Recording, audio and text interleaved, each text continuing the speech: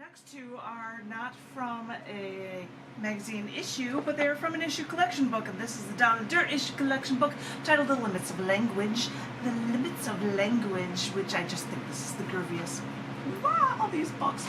Anyway, Limits of Language. There are a couple of poems that are in here that relate to planets and things from around our solar system. Not only are they in this book, but they're also in an events listing every event of the year, poetry book, collection book. This is volume 2. There were events that went on to the discovery of different things in the solar system, which is why they're both in both of these books. They're also in event books.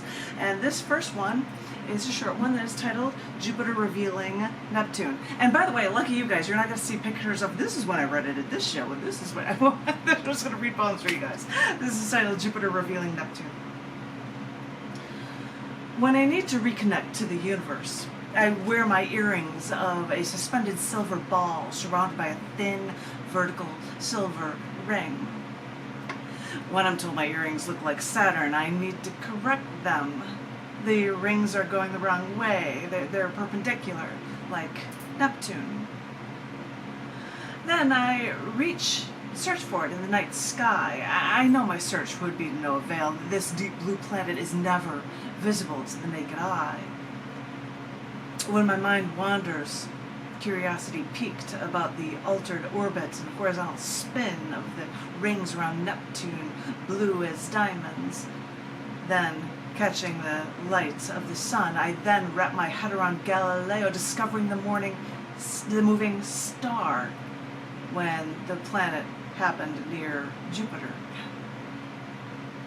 When he wrote his notes, despite the mounting evidence, he never claimed this planetary discovery, possibly from fear of reprisal from the church. When looking back at his notes, you know he knew, which makes me wrap my head around the history of religions rejecting the knowledge of science. Sorry, that's what you get for your astronomy references, where you're going to have it in the Limits of Language as well as every event of the year, volume 2. That was from this edition of Poetic License. But there's going to be one more poem that I'm going to share that are in both of these, and it is not only in these things, but a version of this next poem is also actually in The Universe is in Your Hands that is coming out because it references different planets. I guess you guys have seen this. I don't have a cover yet. It hasn't been released yet. It is still at the printer and they're working on it right now. But there was an altered version of this poem to reflect for that book, and it is the poem Phobos Fears His Future. Phobos Fears His Future. I can't believe it's in these books. That's also going to be altered and in the new book. And it's one poem for you guys. Bear with me. Phobos Fears His Future. Turbulent, tumultuous relationships arise when more delicate beings are pulled in. One small little creature, wandering, lost, was caught by the Roman red giant Mars, also known as Ares, the Greek god of war.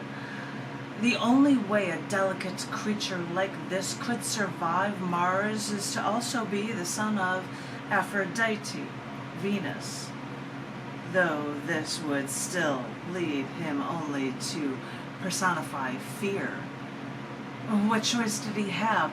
Too light for gravity to make him spherical, now porous and heavily cratered, covered in a meteor of dust from meteor bombardments. Phobos' only choice was to spin so close to Mars's equator, in a perfect circle, closer than any other known orbit, completing an orbit in only 7 hours and 39 minutes. Before the synchronous orbit radius, below the synchronous orbit radius, rising in the west and setting in the east in this Martian sky within only 4 hours. Phobos may have known that Mars, may do him in when that orbit pulls him in, but he can't break free to Aphrodite, and this poor trapped child refuses to shine. whose sunlit side rivals a pleasant Chicago winter day, though only a few kilometers away. On the dark side, it's more harsh than a night in Antarctica. But, of course, this little gem knows its fate, knows its doom, spinning so close. It has its mortal enemy, wondering if this evil king will suck him in to crash into Mars, or if he'll break apart first, finally forming a dust ring that may rival gas giant rings. But, of course, he fears his future. But this destiny may be greater than you moons can imagine. So keep spinning, knowing that a part of Phobos comes from war, but the other part, the part that no one cares to remember, is only made from love. Phobos fears his future is a Norse science reference. It then talks about Deimos as well in the edited version for the new book release, which is why it has been edited for that for you guys, which is why I was showing off the cover for The Universe is in Your Hands, because there's an edited version that talks about both of those moons, because that is the fate of both of them. Our own moon is losing, it's getting an inch and a half farther away from the Earth every year, but these moons, which have been just brought in from somewhere else, are just going to get sucked in and just destroyed by Mars eventually. So I'm trying to give you a lesson, I guess. But then I'm just going to go through a round of just, I guess, you guys, too, if that's all cool with you guys. If you're up for it, then, of course, yeah, he's already unmuted himself. Tom, the Between Worlds summer poet, the man of many universes. Tom, that it is yours if you would like to read for us and share some poetry best thoughts.